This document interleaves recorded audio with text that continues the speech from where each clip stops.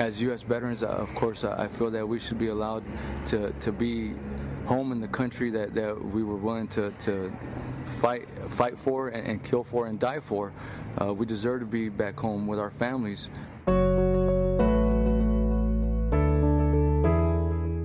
In a typical year, hundreds of thousands of people are deported from the U.S. for entering or staying in the country illegally. A project at UC Davis aims to document their stories. This is The Backdrop, a UC Davis podcast exploring the world of ideas. I'm Satirius Johnson. The digital storytelling project is called Humanizing Deportation, and Lizbeth de la Cruz is a member of one of the research teams collecting and preserving these stories. She's also a PhD student at UC Davis, and she joins us now to discuss the project. Hi, Lizbeth. Thanks for coming on today. Yeah, thank you for having me. It's exciting. So first off, what is humanizing deportation? Yes, like in general terms, Humanizing Deportation is a digital storytelling project that documents stories of migrants who have faced deportation, and then also those who are vulnerable to being displaced by deportation. And like you mentioned, I'm part of one of the groups. So we have multiple groups all over Mexico. Specifically, we started with Tijuana, but it's composed of researchers from institutions, higher ed, and grad students like myself. And so these are first-person stories. People record their own stories, or do they go someplace to be recorded? How does it work? Yeah, so we support their documenting their stories. So for example, like you mentioned, it's first person stories, and we support them with recording their audios with like our phones or with recorders, and we go on in the field to do the research with them. So for example, if we meet someone in Tijuana, we support them in creating not just their audio, but also the visual aspect of what their digital storytelling is. And for folks who are not familiar with the method of digital storytelling, it's basically like a do-it-yourself style method that allows for the participant or like the storyteller to use their voice to communicate a story within like 2 to 5 minutes in length. They could also do more than one part to their story and then add images or like small clips to make this like short video of their whole life or like a specific moment in their life that they want to communicate. That's really great. So what's the general aim of the project? So the basic idea, honestly, I feel that it's to really educate viewers on what deportation is and who is vulnerable to it. Because I feel like this project grew out of that uncomfortness and having all of these misconceptions, right, of who it gets deported. I think that there's like a wide perception that criminals are the ones who get deported. But once you listen to the stories in the archive, and right now we have more than 300, and it's still growing, like you realize that that's not the case. And it's usually folks who get criminalized, which is different to being a criminal. So it's like they get system impacted and then they get displaced and deportation becomes their punishment. Right. And how did the project come to be? So basically it started in 2016. My advisor, Robert McKee Irwin from UC Davis, he started this project along with a colleague from Tijuana. And after that, my professor just started working on it and making sure that it grew in different locations in Mexico and also in the U.S. So it started with that idea of like trying to really center the voices coming from, the migrants themselves and not just so much about statistics and research from, like third parties, but more in realizing what the human impact is and really like bringing that human face to what deportation is. And I think that's where the name came from, like humanizing deportation. And it rises more from the idea that we're focusing on the people and not so much on the circumstances that other, folks might think that really has to do with what causes their deportation, but more about like how they process their deportation and how they make sense of it. Right. And who is doing the work? Is it mostly graduate students or undergrads involved? Yeah, so I feel like there's like 3 levels. So our undergrad students, like at UC Davis, we do have volunteers. So they support us greatly in getting the subtitles done, transcriptions, translations. So it's like a really nice setup, and where grad students also participate and undergrads, and where undergrads get like a sense of what the research is like, but they don't really do the storytelling. There's some opportunities for some of them to actually support with the storytelling creation, like if they do an independent study with my advisor, Robert Irwin. But for grad students, I feel like for us as future professors in the humanities, it allows us to also see how our research questions could be implemented with a method that it's very hands-on. So for grad students, like in my case, it has provided like the research questions for my dissertation, and then also just really realizing what public scholarship is. And for the other part, with like the third group that I would say, it's basically professors, like tenure professors from like Mexico and the U.S. Oh, that's really great. Now, and what exactly is the particular role that you play in humanizing deportation? So I started in 2016. So right the first year that it began I remember during the summer, it was my first year starting at Davis, and I received a call for participants. And I was really intrigued by the participatory aspect of it and how grad students can actually do this type of work. So that I was very unfamiliar with it. And I come from like an immigrant family, mixed status family specifically. And I realized that the idea of what deportation is or what our immigrant past is, it's something that becomes like a secret. And I was very intrigued to combine like my scholarship with what my family's history is. And I feel like the project in my personal life has helped me really understand what my parents went through when they came to the US undocumented. Then also my dad, when he lost his status a couple years ago, I just kind of like understanding a little bit more about how they become vulnerable to a system that if they're non-citizens, then they become more vulnerable to being displaced by deportation. So I started in 2016 and I've been in the project since then. So it's been since I guess my first year in the program. So I started as a digital storytelling facilitator in Tijuana, and then I went to do field work in Guadalajara and have been just supporting in any way possible, and also in California.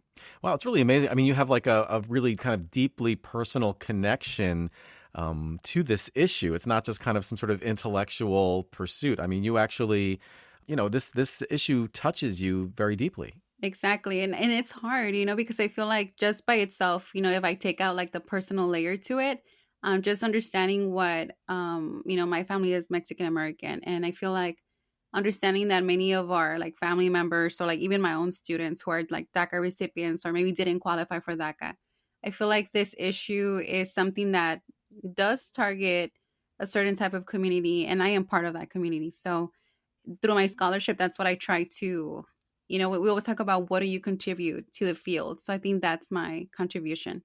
Mm-hmm.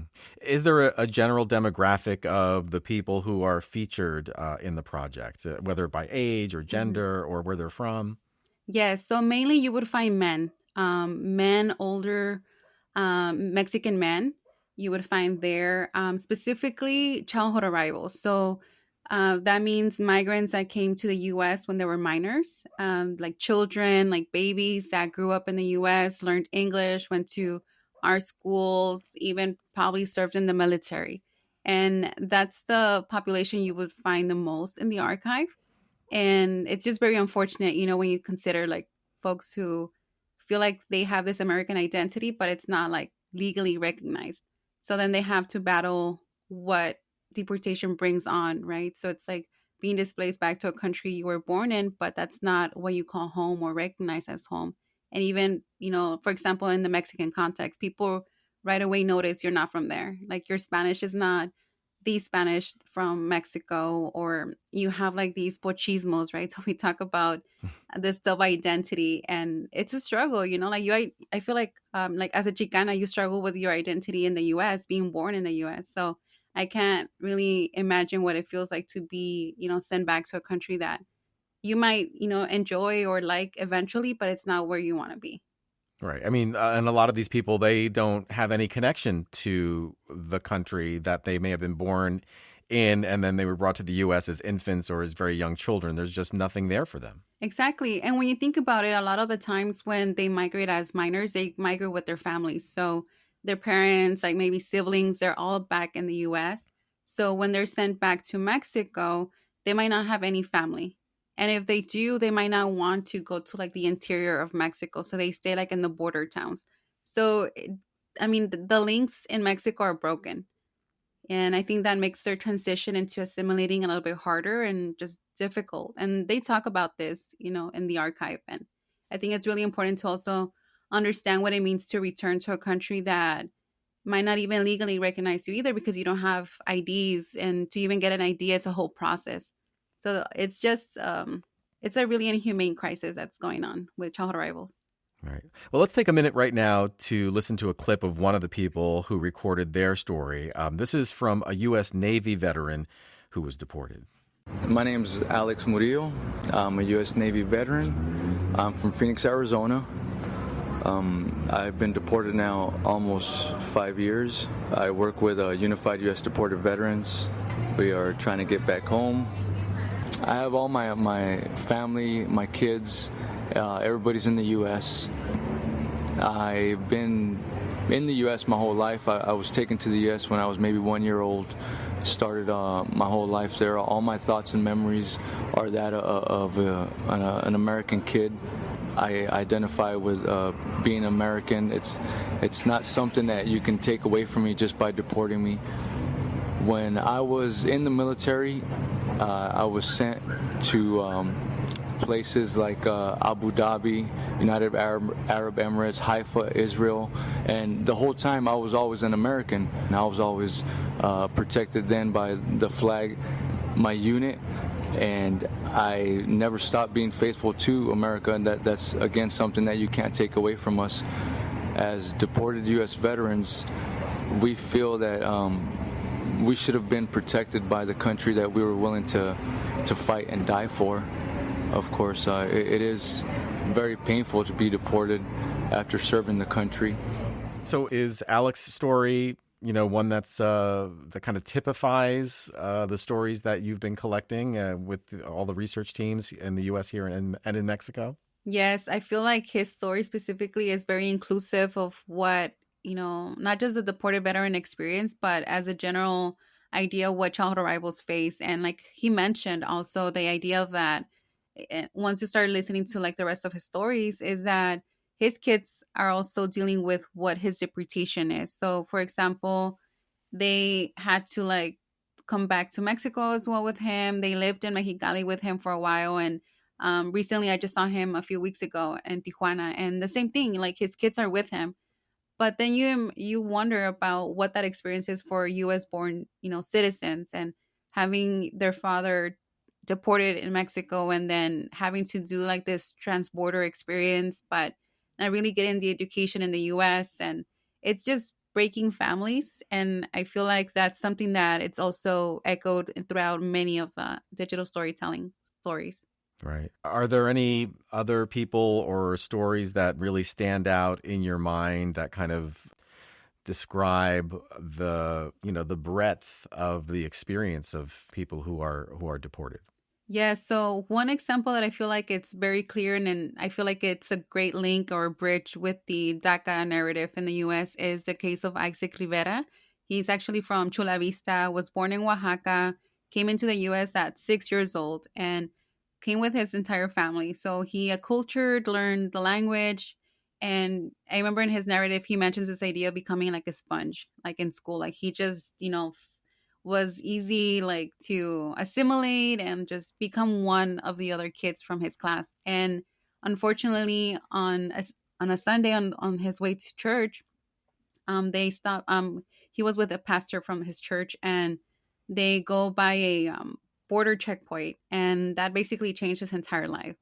And I feel like in his narrative, he really shows the idea of like racial profiling and just being persecuted by Border Patrol, and for Border Patrol to meet quota for their month, and they decided to detain him, even if he didn't have a criminal background. So this was before the DACA program was implemented in 2012. So we talk about right now, even with the Biden administration, the idea of who are we going to provide relief for? I feel like the administration needs to really consider, childhood arrivals who fit the same criteria of the childhood arrivals we're trying to provide some relief for in the U.S. So kind of like opening that idea that even those who have been affected by deportation but had no criminal record should also be, brought back to the U.S. and given that second chance that they deserve.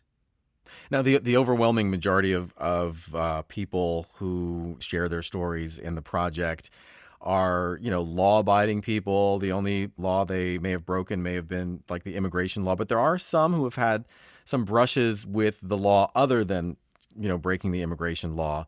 But your project doesn't really, gloss over that.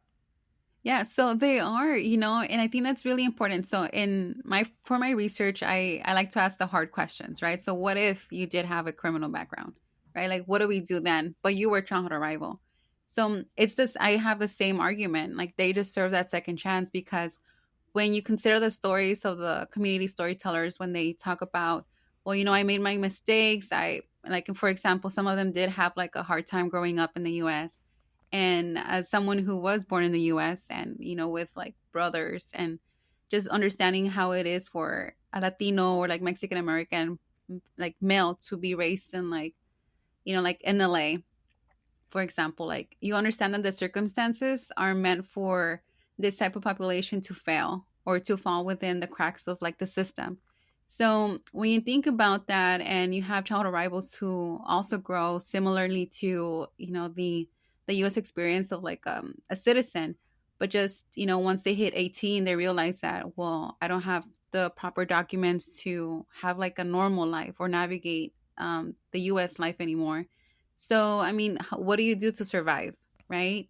Or when you think about the deported veterans, they come back from, war or for serving the country, but they don't have the resources to get like the mental health that they need, or to really incorporate themselves back to society. So then their PTSD triggers, and unfortunately, they have to find a way to cope with it. And for example, like with the story we just heard with Alex Murillo, marijuana became that source. So when you think about it, like marijuana is legal now in California and many other states. So why don't we also, like if we're talking about reparations, why don't we open up those cases again and provide opportunities for this type of population to also come back? How do you respond to people who argue that people should be deported if they're here illegally? Well, first, I would say, I try to understand where people come from, and, just trying to understand the different point of views. But when you think about, like, for example, childhood arrivals, right, considering that they came here as minors, it's really important to understand that in many cases, so we have Tania Mendoza in the archive, their families try to legalize their status, but then you have, for example, lawyer malpractice. So they take advantage of the families. And then, like in her case, she grew up with a deportation order. And so, I mean, if we don't have pathways for people to become documented, but then we need the labor, right? Because these are a lot of the arguments that people make about documented labor in the US from migrants, is that idea like, well, we provided amnesty for a certain population. And these people, for example, like my parents also, they became legal during the latest amnesty.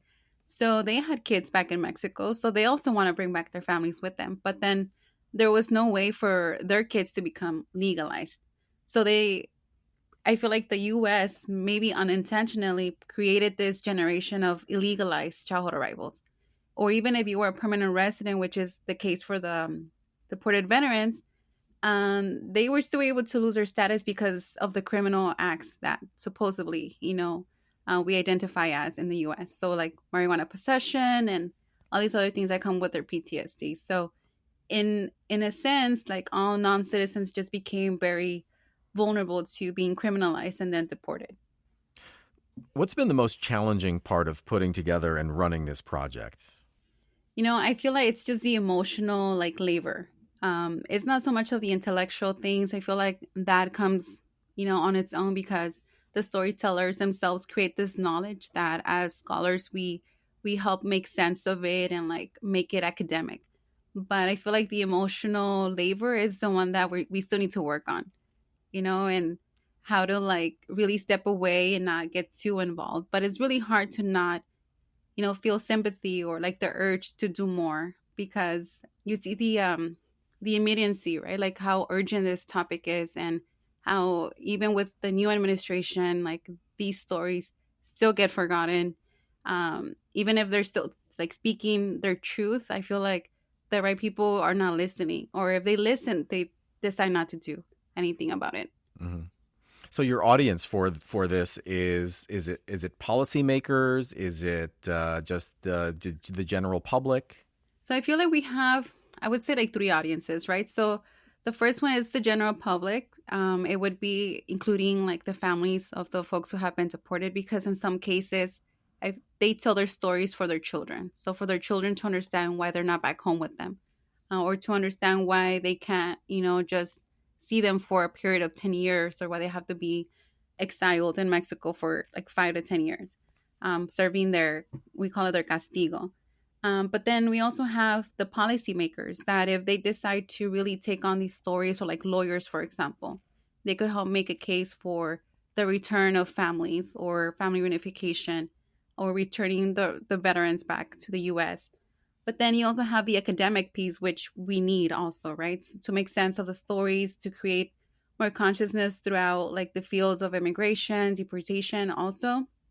So I feel like we don't have one specific, but at the end of the day, considering that these are the stories that the storytellers themselves create, it's the audience that they intended to. So you could really like, once you listen to the archive, like most of the stories, they are speaking to someone specifically. And most of the times it's either their family members or someone in policy.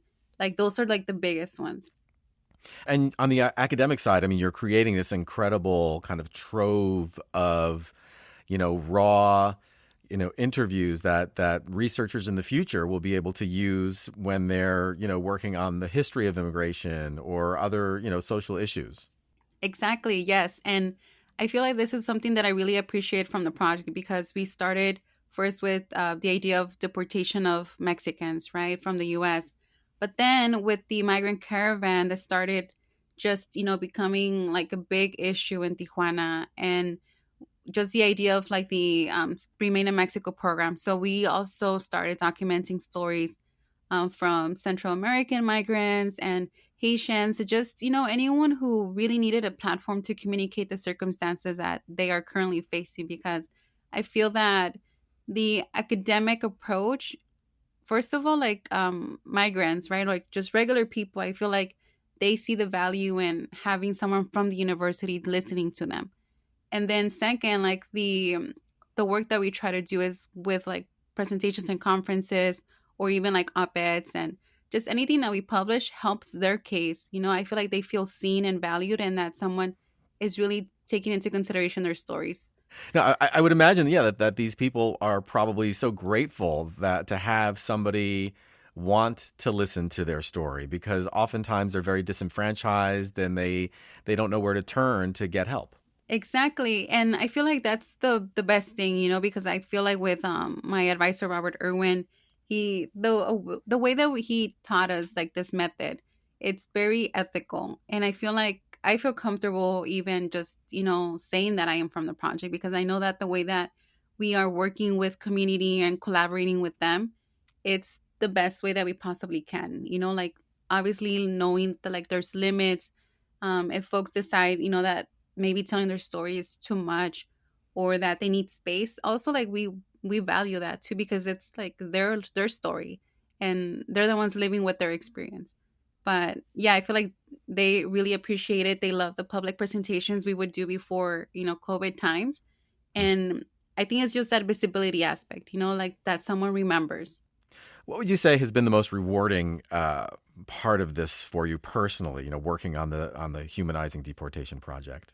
I feel like for me, it's the human connection. So even if I didn't work on the stories of many of the storytellers from, like, for example, Tijuana, I became really close with them. So like with Robert Vivar, also Tania Mendoza, Isaac Rivera, and many other of the storytellers like Montserrat, Andy De Leon, I became really close with them. And for me, that was, I feel like I didn't imagine something like that to happen from the project. But I think it has impulsed me to continue working with the project since we started in 2016. So I've stayed since then. And whenever I can get the chance to go to Tijuana, I go and I reconnect with them. So we currently collaborate on different projects. So it just didn't stop in Humanizing Deportation, but it has continued through other projects as well. Has anything surprised you as the project has progressed? I think for me, and I was actually thinking about this like a few days ago. So I actually got the opportunity to work with, his name is Ruben Bravo. And he recently passed away like a few, like last year. But I think for me, he was like the person who allowed me to learn more about like policy and like the law. And I've always been interested in like law school, but I chose the PhD route. But I feel like with his like way of even like working on his case while he was in detention and like now being released back to Tijuana, and how he was able to build his own case allowed me to see that they know what they need to say in court. But it's like they didn't have that first chance, the first try, because they didn't have maybe like access to a good lawyer, or their lawyer didn't know that if they took like a plea bargain, then they would get deported because of their immigration status. So little things like that for me just became like wow, this is impressive. You know, like they're not victims, but they have resilience, and they if they had that second chance, they would redo it again. Hmm. So before we wrap up, what does the future hold for humanizing deportation? You know, we are currently working, I believe it's on 2 books. So there's 2 different versions coming out pretty soon. I believe the first one will be in Spanish and the second one in English. And it's just, you know, the same facilitators, so grad students, professors, writing about their experiences with the project and maybe creating more of a theoretical framework of what it is like to work on this project and the stories that we have. So I look forward to even reading everything because it's so much. And will the project continue to collect these digital stories and be putting them online, or is it winding down? I mean, what's the prospect for the online part of it? You know, even right now with like COVID times, we're still working on stories. And I think that's very powerful because as many of us have experienced, even, you know, without the immigrant experience, COVID has really highlighted a lot of the inequalities. And for many of our storytellers, the same thing. And I feel like it's really important for them to have a platform like this that's super accessible and very public, that it would allow them to also highlight how even with like COVID, like losing their parents on the US side and being in Mexico, what is that like? And how do you navigate that? Like, where do you get your strength? So it's still growing, and, you know, migration is not going to stop because of the pandemic. And I feel like if, you know, people want to tell their stories through our platform, then that's, you know, it's always welcome. Well, this has been really great, Lizbeth. Thank you so much for coming on to The Backdrop. No, yeah, thank you. Lizbeth Dela Cruz is a PhD candidate at UC Davis. As part of her dissertation work, she inquires on the deportation and deportability of childhood arrivals to the U.S. with a focus on human rights and affect theory. She's also a member of one of the research teams collecting and preserving the stories of people who've been deported as part of the Humanizing Deportation Project at UC Davis. Find out more about the project. There's an English and a Spanish version on our website, ucdavis.edu/the-backdrop-podcast. You can listen and subscribe to The Backdrop on Apple Podcasts or wherever you get your podcasts. I'm Satirius Johnson, and this is The Backdrop, a UC Davis podcast exploring the world of ideas.